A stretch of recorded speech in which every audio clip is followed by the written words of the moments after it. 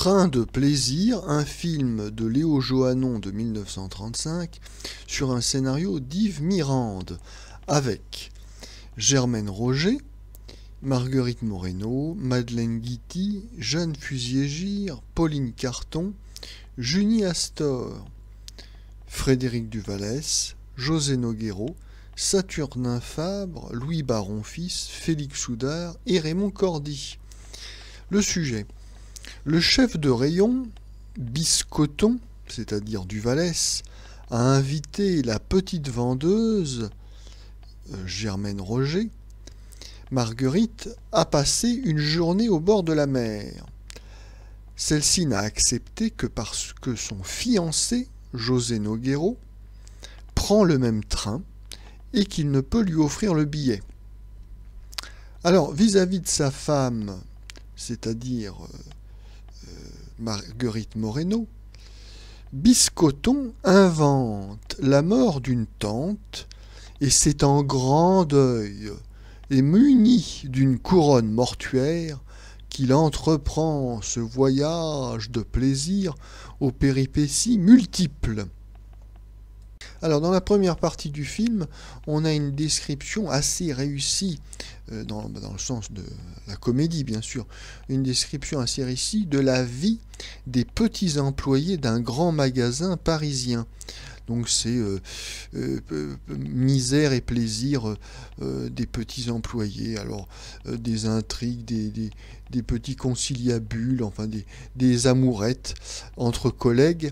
Donc tout ça est tout à fait sympathique. Et puis d'ailleurs ça n'est pas sans rappeler une série à succès de la BBC des années 1970, qui n'a d'ailleurs malheureusement pas eu d'adaptation en France, une série britannique qui s'appelait Are You Being Served, où on partageait la vie quotidienne des employés d'un grand magasin avec les clients assez embêtants et puis bon les petites vacheries, les petites amourettes entre collègues.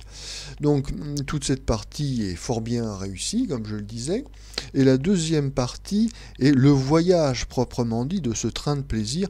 En fait, il s'agit de la dénomination du train qui fait Paris-Deauville au mois d'août pour emmener les Parisiens prendre les bains de mer le dimanche. Oui, uniquement le dimanche, puisque la semaine travaillée est de 6 jours et les employés n'ont que le dimanche et les jours fériés pour prendre un peu de bon temps. Alors ce voyage en chemin de fer est assez rigolo puisque Duvallès qui porte le deuil, un deuil imaginaire, un deuil qui sert d'excuse pour quitter sa femme pour une journée. Donc ce Duvallès en grand deuil qui part à Deauville alors que on est au mois d'août et que tout le monde est en chemisette. Bon, tout ça est particulièrement rigolo et cocasse. Bon, il y a toute une flopée des seconds rôles des films des années 30 qu'on adore, hein, Saturnin Fabre, Félix Soudard, Raymond Cordy, Jeanne Fuslier-Gire, Pauline Carton, enfin c'est un festival. Alors évidemment ça vole pas haut, mais bon c'est quand même de la rigolade facile. Et de toute façon Duvallès est excellent. Duvallès est un acteur comique qui à l'époque rivalisait d'ailleurs avec Fernandel dans son jeu qui est extrêmement expressif, très inventif. Duvallès est un acteur qui joue toutes les situations à fond et avec tous les éléments de son corps, hein. C'est presque du mime. Enfin, il est assez génial.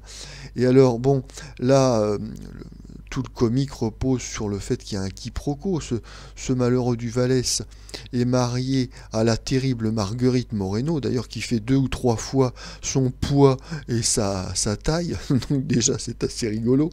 Et donc ce malheureux Duvallès est abusé par une petite vendeuse qui lui fait croire qu'elle a un béguin pour lui, alors que bon, bien sûr, c'est le séduisant José Nogueiro qui est l'élu de son cœur. José Nogueiro, d'ailleurs, qui, curieusement, dans ce film, il n'a absolument aucun accent espagnol, alors que d'habitude, il était abonné aux caricatures de matadors espagnols.